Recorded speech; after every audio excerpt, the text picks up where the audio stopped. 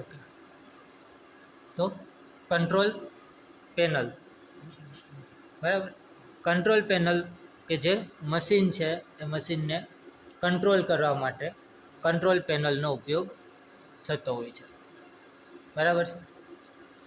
તો આ જે કંટ્રોલ પેનલ છે એમાં આપણે સ્ટાર્ટ કરીએ તો કંટ્રોલ પેનલની અંદર સ્ટાર્ટમાં પહેલાં હશે ડિસ્પ્લે.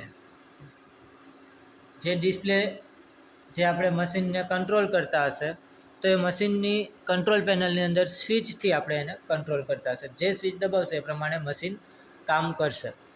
જે મશીન કામ કરશે તો એ શું, કઈ રીતના એની પોઝિશન શું છે, ટૂલ ચાલે છે તો કઈ જગ્યા ઉપર ચાલે છે, એ બધું કેમાં બતાવશે? ડિસ્પ્લે ઉપર. આ જે ડિસ્પ્લે છે એ શું કામ કરે છે? ફીડબેકનું કામ કરે છે. મશીનની અંદર આપણે એની સ્વિચથી કંટ્રોલ પેનલથી ઇનપુટ આપશું અને ઇનપુટ જે આપશું એ મશીન વર્ક કરશે અને વર્ક કર્યા પછી એ જે શું વર્ક કરે છે એ આમાં ડિસ્પ્લેની અંદર બતાવશે, બરાબર. તો ડિસ્પ્લે પછી આપણે એની મશીનની અંદર સ્વિચ જેટલી પણ આપેલી છે એ સ્વિચની આપણે વાત કરીએ તો જે સ્ક્રીનની આસપાસ જેટલી પણ જે આપેલી છે સ્વિચ, બરાબર છે, કે જે આટલી સ્વિચ આપેલી છે સ્ક્રીનની ફરતે. પહેલાંના સમયમાં ટચ સ્ક્રીન હતો, અત્યારે પણ ટચ સ્ક્રીન મશીન આવે છે, આવે ડિસ્પ્લે ઉપરથી. અને આપણે જે આ મશીન છે એ મશીન છે ટચ સ્ક્રીન નથી, બરાબર. તો જે આપણે કીપેડ ફોન આવતો હતો તે કીપેડ સિસ્ટમથી આ મશીન ચાલે છે. તો આ જે સ્ક્રીન છે એમાં જે પણ કંઈ આ ઓપ્શન છે તો એ ઓપ્શન જો આપણે સિલેક્ટ કરવું હોય તો એના માટે, જેમ કે આ ઓપ્શન છે એક્સિસ સ્પીડ રેટ, એ આપણે લેવું છે તો એના માટે આપણે આ સોફ્ટ કીની મદદથી સ્વિચ દબાવશું. અહીંયા છે મશીન ટૂલ છે તો એ મશીન ટૂલની સ્વિચ આપણે એક્ટિવ કરવી છે તો એની આ જે સ્વિચ છે એને આપણે એક્ટિવ કરશું એટલે એ પ્રમાણે થશે. તો એવી રીતના સ્ક્રીનની ફરતે જેટલા પણ ઓપ્શન છે એ ઓપ્શનને આપણે એક્ટિવ કરવા છે તો એ એક્ટિવ કરવા માટે આપણે આ જે સોફ્ટ કી છે એના મદદથી આપણે એ ઓપ્શનને એક્ટિવ કરી શકાશે, બરાબર છે. નેક્સ્ટ બીજું ભાગ છે આલ્ફાબેટિક કી. આલ્ફાબેટ એટલે કે અક્ષરો. જેમ આપણે ગુજરાતીમાં કલમ ખટારા હોય એવી રીતના ઇંગ્લિશમાં ABCD હોય, બરાબર છે. તો આલ્ફાબેટિક કી એટલે કે અક્ષરોની જે આપણે ઉપયોગ થતો હોય જ્યારે પ્રોગ્રામિંગ કરવું છે, કોઈ ફાઇલ સેવ કરવી છે, એમાં નામ લખવું છે તો અક્ષરનો ઉપયોગ થતા હોય, બરાબર. તો એના માટે આલ્ફાબેટિક કી કે જેમાં A to Z સુધીના બધા અક્ષર લખેલા હશે, બરાબર છે. એવી રીતના અહીંયા છે ન્યુમેરિકલ કી. ન્યુમેરિકલ કી એટલે કે નંબર એટલે કે આંકડા. આપણે ગુજરાતીમાં 1 2 3 4 5 એવી રીતના હોય, એવી રીતના આમાં ઇંગ્લિશમાં ન્યુમેરિકલ એટલે કે નંબર એટલે કે 1 2 3 4 એવી રીતના લખેલું હશે. કોઈ પણ આંકડામાં કોઈ પણ વસ્તુ આપણે ઇનપુટ મશીનમાં કરવી છે તો એના માટે ન્યુમેરિકલ કી. એના પછી જોઈએ તો એની બાજુમાં આપેલું છે કર્સર કી. આ જે એરો છે 4 એ એરાને કહેવાય કર્સર કી, બરાબર. એટલે કે આપણે પહેલાં કીપેડ ફોન આવતો અને એ કીપેડ ફોનની અંદર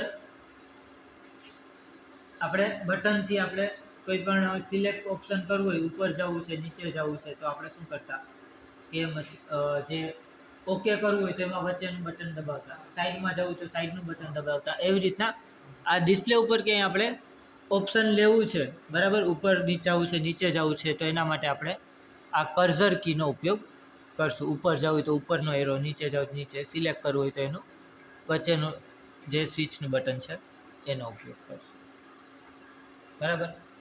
એના પછી નીચે આવશું તો નીચે એક રેડ કલરનું સ્વિચ બટન દબાશે, બરાબર. તો આ જે રેડ કલરની જે સ્વિચ છે એને કહેવાય ઇમરજન્સી સ્વિચ.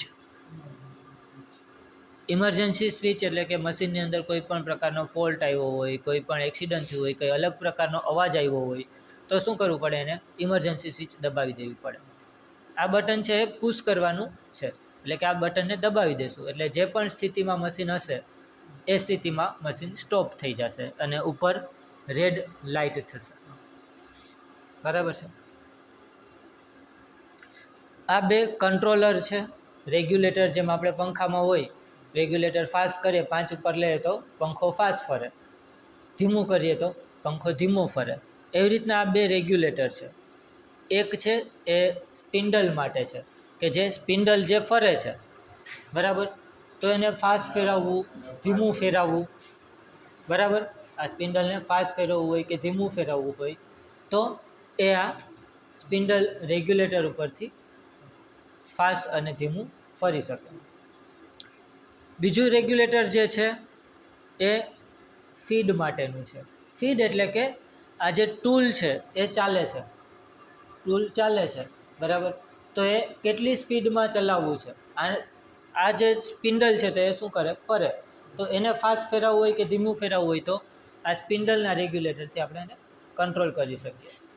જ્યારે આ ટૂલ જે છે, સ્લાઇડર છે અથવા તો ટરેટ હોય તો ટરેટ, સ્લાઇડર હોય તો સ્લાઇડર, તો એ જોને કેટલી સ્પીડમાં એને ચલાવવું છે, કેટલી સ્પીડમાં એને મૂવમેન્ટ કરવું છે, તો એને કંટ્રોલમાં કરવા માટે આ ફીડ કંટ્રોલર છે. બરાબર. તો આ બે કંટ્રોલર, ઇમરજન્સી સ્વિચ અને એના પછી જે પણ કંઈ સ્વિચ આવે છે એ બધા મશીનના અલગ અલગ ફંક્શન માટે, અલગ અલગ મોડ માટે એ સ્વિચ આવેલા છે. જેમ કે જોગ મોડ છે, એમડીઆઈ છે, ઓટો મોડ છે, સિંગલ બ્લોક છે. એના પછી અહીંયા એક્સિસ છે, ટૂલને ચલાવવા માટે એક્સ એક્સિસમાં ચલાવવું છે, ઝેડ એક્સિસમાં, એક્સ પ્લસમાં, ઝેડ માઇનસમાં, જે પ્રમાણે ચલાવવું તો એ પ્રમાણે અહીંયાથી એક્સિસમાં આપણે ચલાવી શકીએ. બરાબર.